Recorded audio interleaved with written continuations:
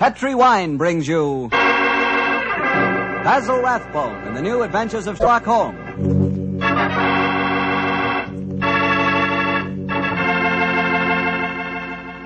The Petri family that took time to bring you good wine, invite you to listen to Dr. Watson tell us another exciting adventure he shared with his old friend, that master detective, Sherlock Holmes.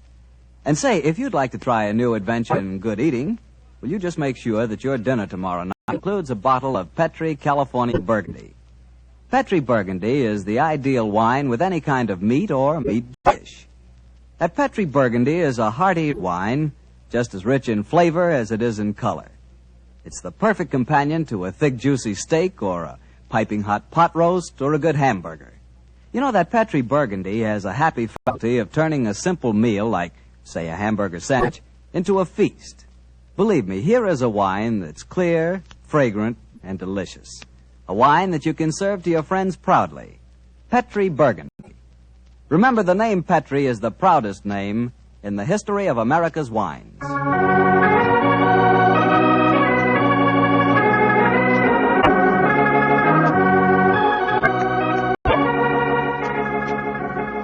And now let's join our good friend, Dr. Watson.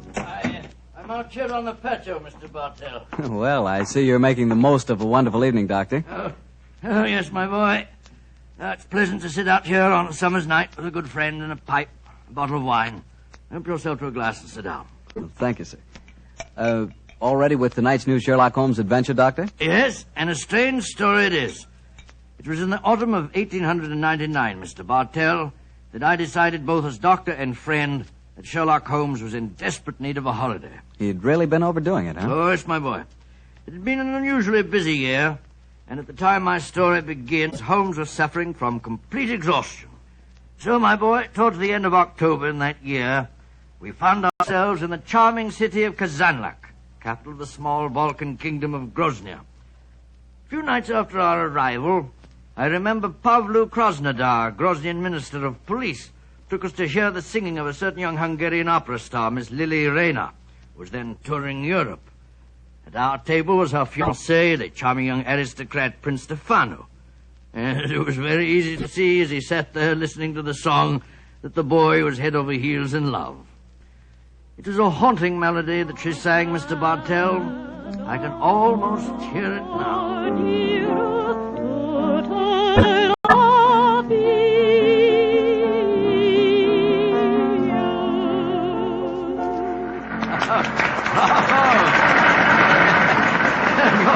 You're a very lucky man, Prince Stefano. Your fiancée's voice matches her beauty. Oh, yes, Dr. Watson. I consider myself the most fortunate man in Grozny. She has a magnificent voice, the finest singing I can recall since... That's fair, Mr. Holmes. I was thinking of a prima donna of the Warsaw Opera who attained considerable success in London. Miss Irene Adler. Oh, by George, yes. She was a criminal, one of the few that outwitted you, Holmes. Oh, that was a case that would have interested you, Mr. Krasnodar. I'm familiar with it, my dear doctor. You are unusually solemn tonight, Krasnodar. Have a glass of wine, and I will bring Lily to our table, and we will toast our happiness. I'm afraid I cannot drink to that toast, Prince Stefano. Why not? Oh, I know why. You, the notorious lady killer of Grozny, are jealous. You're in love with Lily yourself. Prince Stefano, I have sad news for you. I have come here tonight, but for one purpose. To arrest your fiancée. What? You're joking. It is far from a joke.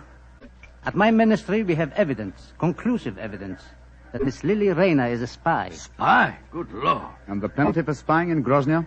That, my friend, is why I would drink no toast. In Grozny, the penalty for espionage is death.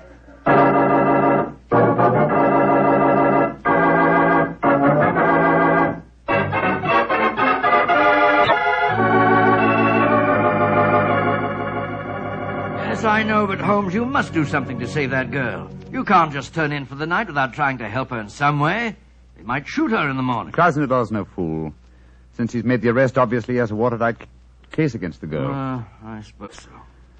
One last pipe. You know, Holmes, I couldn't understand her fiancé's behavior. He didn't do a thing. Just stood there and let Krasnodar arrest the girl. What could he have done? Krasnodar is commissioner of police. There was no point in arguing with him until the evidence had been examined. I imagine the prince will try and pull some political strings. After all, Grozny... Come in. Oh, who's this now? Oh, you wish to speak to me? Mr. Sherlock Holmes, I've come to talk to you about my baby. My name is Martha Greggett. Your baby? Mr. Holmes doesn't... Oh, my baby, she is 20 years old, and she is flaxen-haired and beautiful. Oh, that's an entirely different matter. We'll be delighted to help you, delighted. Sit down, won't you? On whose behalf have you come to me? Poor Lily Rayner. Lily Rayner? Well, that's the girl who's arrested tonight. I am only her dresser. And yet I'm Martha Greggett. I'm her mother and father. I have toured Europe with her ever since she left Vienna. She sent you to me tonight, I suppose. Yes, Mr. Holmes. She said you would understand. What does she mean by that, I wonder? She said that Mr. Holmes would take care that a talent like hers should not perish, just because she had broken a few laws. In other words, she wishes me to establish her innocence in the same breath as she confesses her guilt. And I'm afraid I don't take that sort of plant. Good night to you.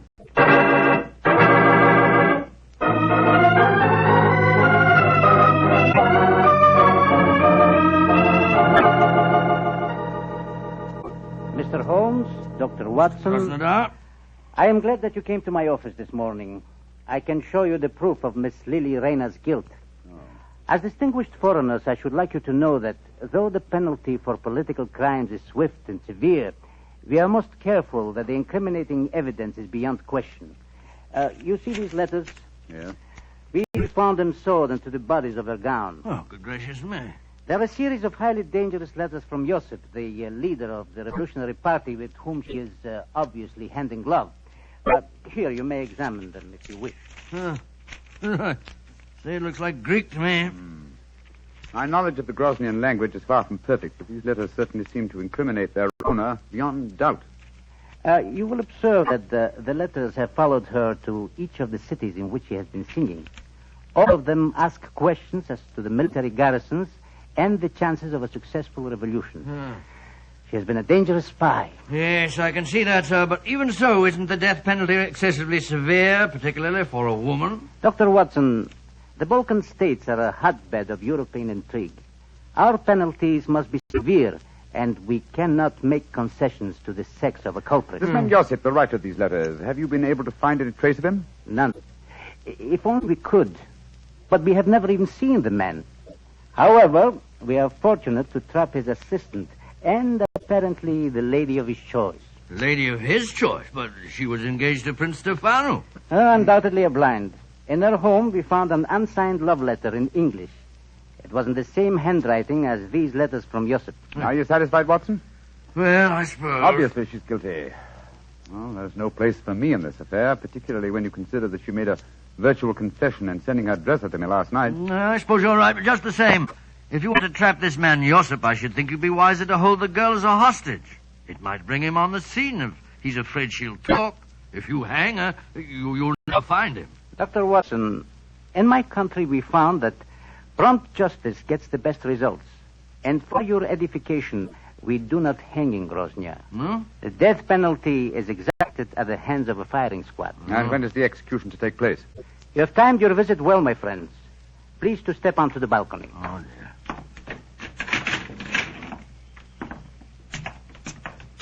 I think that answers your question, Mr. Holmes. Great Scott. Against the wall, blindfolded, with a firing squad before her.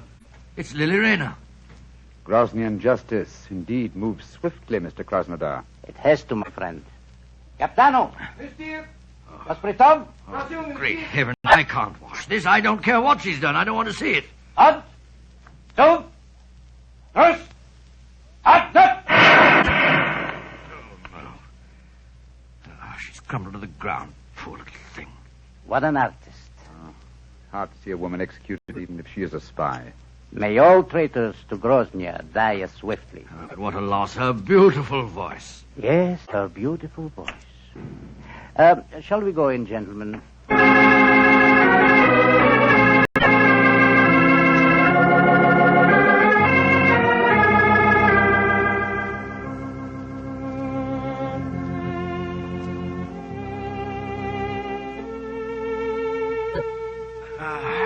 You know, Holmes, I can still see that poor girl as she crumpled before the firing squad. So can I, old chap. That's her song you're playing, isn't it? Yes. The melody still haunts me.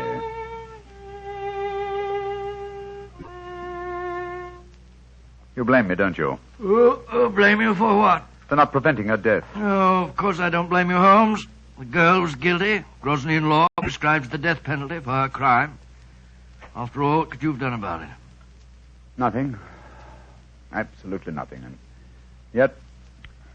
And yet what? I wonder if she was right. I wonder if artistry such as hers isn't of greater value to humanity than spying in any cause. It's not much good worrying about that now, is it? The girl's dead and buried.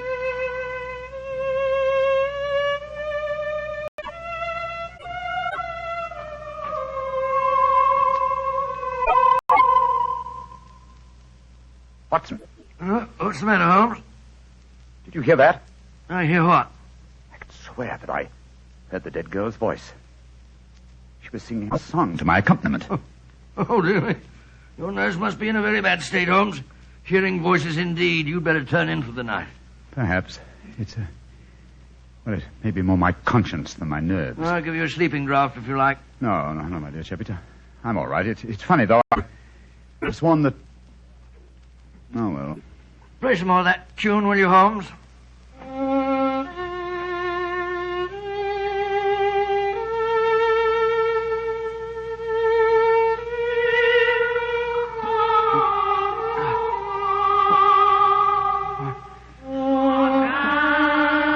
Great heavens!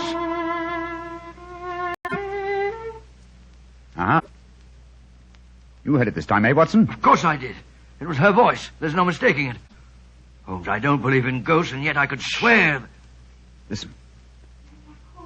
Good Lord, it is her. Avenge my death. Do not let them go unpunished that kill me. Who are you? Where are you? In the air about you. Avenge my death. Strike a match, Sherlock Watson. Holmes. Strike a match. Light the gas. Look. There in the moonlight, moving past the window.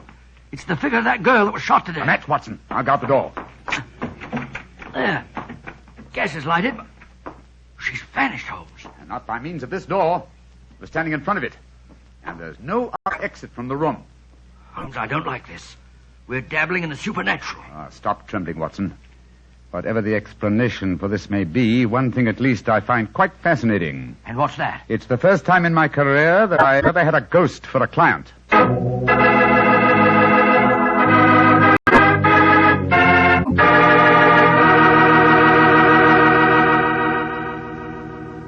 Dr. Watson will tell us the rest of his story in just a second, so I'm just going to tell you about a wine that adds the perfect finishing touch to a good meal. Petri California Muscatel. With its sunshiny golden color and its full aroma, you just know Petri Muscatel is going to taste good. And it really does. The flavor of big, plump Muscat grapes picked when they're full to bursting with luscious juice. For the wine that everybody likes, serve Petri Muscatel. You know it's good if it's Petri. Well, Dr. Watson, so you had a ghostly visitor calling on you at the hotel that night, huh? Yes, my boy, and I confess I was so badly shaken by the experience that I hardly had to wink all night. Well, the next morning, after an early breakfast, Holmes and I located the proprietor of our hotel and began to question him as to the history of the building. I've admired the architecture of this building ever since we came here. A house of this period would undoubtedly have been built with secret passages and staircases. I confess that I know of one secret staircase there. There may well be others. Indeed, and where's the one you know of? Do you wish to explore it, gentlemen? Oh, very much. My friend and I are most interested in such things. Follow me, please. These stairs lead to our wine cellars. Thousands of feet have tramped up and down these steps. Only a select few know that behind this tapestry here... behind this tapestry, gentlemen, is apparently a solid wall. But the wall is not solid. You have a match, perhaps. Oh, yes, of course. Here you are. We keep a candle here in this niche for just such an occasion as this. So, please hold back tapestry, sir. Oh, I've got it. Thank you. Now, let me see. 1, 2, 3, 4. The fourth brick up from the stair. I press it so, and... Look, Holmes. Great Scott, a section of the wall swinging out. It's closing a stairway behind it. Ingenious. There, gentlemen. Allow me to give you the candle. But aren't you going to lead the way? No, sir, I'm not going to lead the way, thank you. I have owned this hotel for 32 years, and yet I have never explored this stairway. Why, sir? Is it reputed to be haunted? Yes, it is supposed to be haunted. The candle, gentlemen. Thank you. Yes, I'm much obliged to you. Come on, Watson. I shall wait here. I don't think I care for this, Holmes. Frightfully dark in here. Damp and mouldy, too. Look, Watson. Look here. Where? This landing. Landing? Nothing but dust and cobwebs. Closer, old chap. There's the faint imprint of a woman's heel here. Oh, by George, yes. Shoes that have gone both up and down these stairs in the last 24 hours. Exactly. And there's a reverse print over here. This, my dear chap, I think accounts for the appearance and disappearance of our visitor last night. Yes, but Holmes, it was the singer, Lily Rayner. Yet we saw her shot yesterday morning. Rubbish, Watson, rubbish. What have we to do with walking corpses? Come on, old fellow. Let's see where this stairway leads us to. I know, but then what did we see if we didn't see a ghost last night? That, my dear chap, is what we have to find out. Wait a minute. Staircase ends here. That's strange. Yes, against a blank wall. That doesn't make sense. And yet the entrance to this stairway was an apparent blank wall, too, remember? Let's see if the same formula will do the same trick here. What was it? Oh, yes. 1, 2, 3, 4. 4 bricks up from the step. I press so and... Open sesame! The wall swinging back again. What do we see? Another tapestry. A tapestry that is very familiar. Well, I should say so. This hidden door leads into your very own bedroom. Exactly, my dear chap.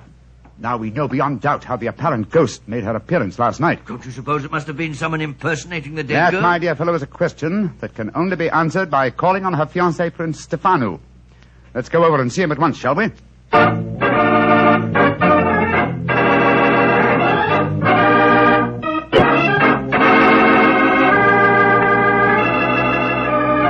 Prince Stefano, I dislike to intrude upon your personal tragedy, but I must ask you a few questions.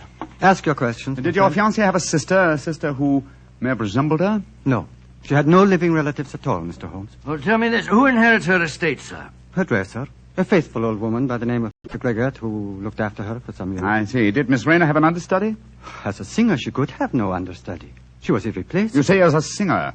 Was she also an actress? Oh, but yes, Mr. Holmes. Oh, really? How very unusual an opera singer. Quiet, Watson, please. The first time I saw her was in Tosca. She was not another Berna, but her performance was very promising one, considering her age. In my country, of course, she was not able to appear in anything but opera because she could not speak Grosnian. She didn't speak Grosnian. Now I have the answer. The answer? Yes, to what? To this entire story, from the arrest of your fiancée to certain strange visitations at my hotel last night. What do you mean, Mr. Holmes? If you come to my hotel room tonight, my dear Prince, I can safely promise to make the whole matter clear to you. And I dare go a little further. I think that I can even help you find consolation in your bereavement.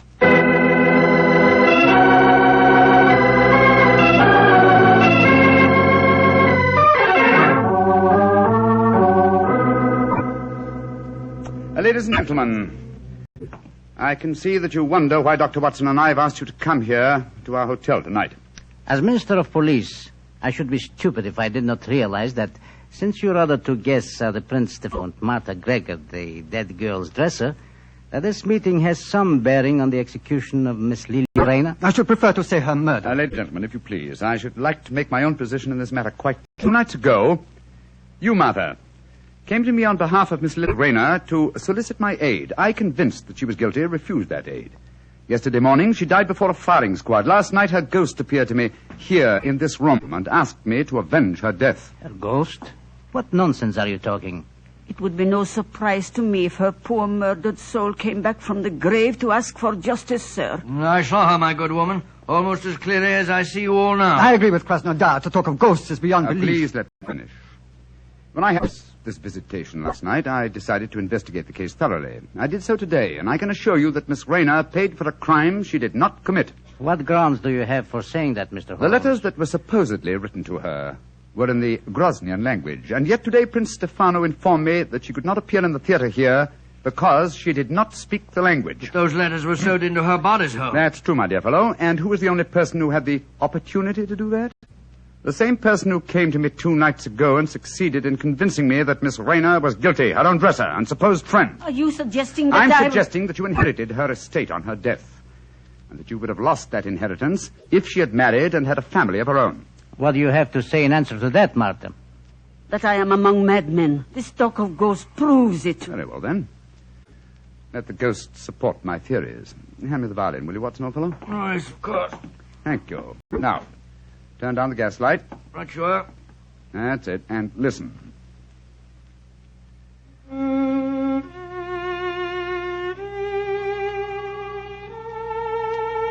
Yes. Yes. That's her voice. And that's her figure standing there in the moonlight, even though she's dead. Now, what do you say, Martha? Aren't you responsible for her death? If a ghost can sing, I'm sure it can also talk. I did do it. The letters belong to me. I sacrificed my own baby for gold. May heaven have mercy on my soul.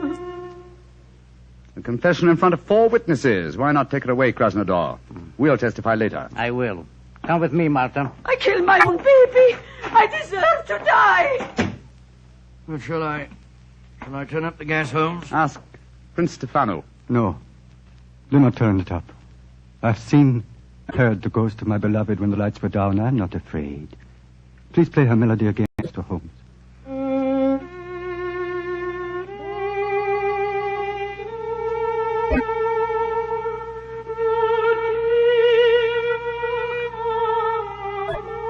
Aren't you afraid, Prince Stefano? Why should I be afraid?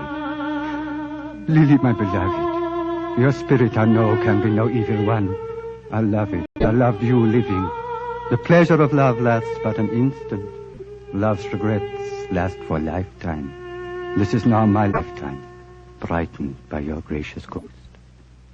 I'm sure this is a very touching scene, but it's getting dreadfully maudlin. All right, Miss Rayner. You may come from behind the tapestry now. Watson, old chap, turn up the gaslight. There's a good fellow. Right you are, Holmes.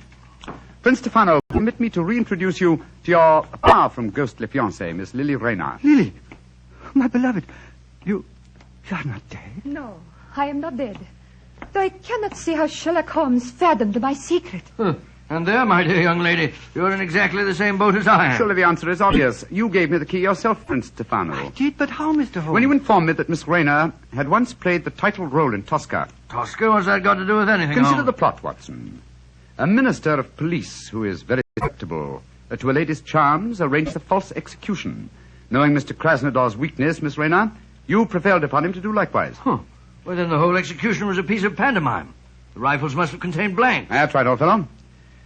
And what should have heightened my suspicion, Miss Rayner, was the fact that at the moment of your apparent death, Mr. Krasnodar quoted a line from Tosca. He said, "What an artist." I was not perceptive enough at the time to evaluate the remark correctly, I'm afraid. When the simulated execution took place, you were free, but assumed dead. But why should I indulge in such a trick, Mr. Holmes? You reasoned that had you come to me directly, I might easily have turned you over as a fugitive from justice. And when you decided to dramatize the situation and appear last night as an apparent ghost, you knew it would, well, at the very least, stimulate my curiosity. It would cause me to investigate the matter and possibly to learn the truth and clear you from suspicion. Well, yes, but Holmes, if she's innocent, how about the love letter in English, which was in the handwriting of Josip, the revolutionary leader? Well, I can see only one explanation for that. You, Prince Stefano, are that mysterious revolutionary Josip. Stefano! Oh, no, that is not possible. Mr. Holmes, you're a visitor in my country. I do not suppose you will be staying here much longer. Stefano, all these months you deceived me. Silence, Lily.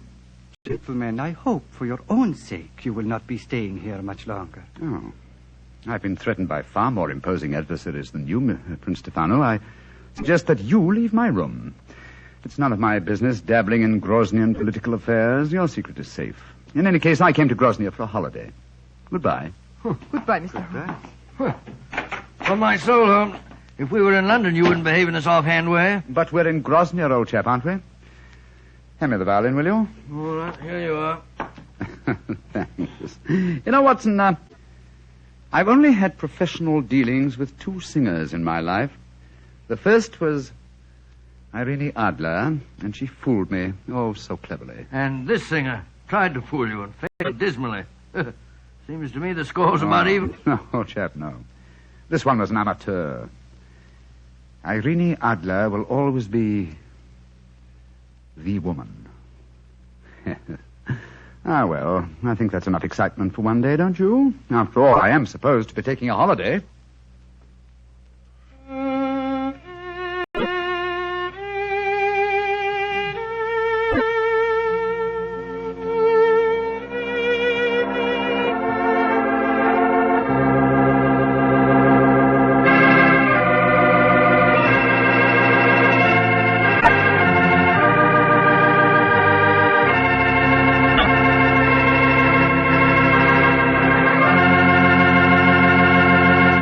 Doctor, that was a swell story. And I'll bet that you were a lot more interested in the beautiful Lily than your story tonight would have us believe. Well, of course I'm interested in a beautiful woman. But then what man isn't? Check. But don't worry about me, Mr. Bartell. You know, being a family man, I just naturally associate a beautiful woman and home. And that makes me think of hospitality. Well, what do you mean by that? Well, according to you, I'm interested in home life. You're primarily interested in wine. Put us together, and we're interested in... Wine in the home. Isn't that an important part of hospitality? That I admit. But remember, my interest in wine is entirely an interest in good wine. In Petri wine, to be exact. Because I know all about Petri wine. I know that the Petri family has been making wine for generations. With the Petri family, the growing of perfect sun-ripened grapes and the art of turning those grapes into fragrant, delicious wine is a heritage. It's a heritage handed down from father to son, from father to son. The skills of those generations of winemaking are evident in every drop of Petri wine. The name Petri bottle of wine is more than a trademark. It's the personal assurance of the Petri family that Petri wine is always good wine. But you'll discover that for yourself. You'll learn that no matter what type wine you prefer, you'll like it better when it's a Petri wine. Because Petri took time to bring you good wine. Well, Dr. Watson, what new Sherlock Holmes adventure do you have lined up for us next week? Next week, Mr. Bartell, I'm going to tell you a most unusual story.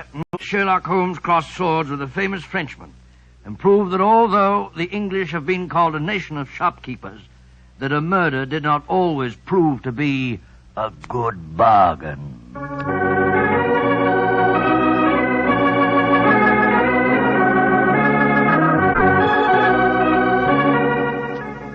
Tonight's Sherlock Holmes adventure was written by Dennis Green and Anthony Boucher and was suggested by an incident in the Sir Arthur Conan Doyle story, The Sussex Vampire. Music is by Dean Fossler. Mr. Rathbone appears through the courtesy of Metro-Goldwyn-Mayer.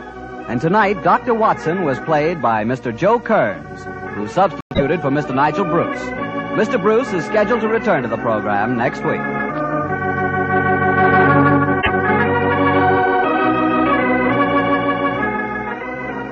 The Petri Wine Company of San Francisco, California, invites you to tune in again next week, same time, same station. Sherlock Holmes comes to you from our Hollywood studios. This is Harry Bartell saying goodnight for the Petri family. For a solid hour of exciting mystery dramas, listen every Monday on most of these same stations at 8 o'clock to Michael Shayne, followed immediately by Sherlock Holmes. This is the Mutual Broadcasting System.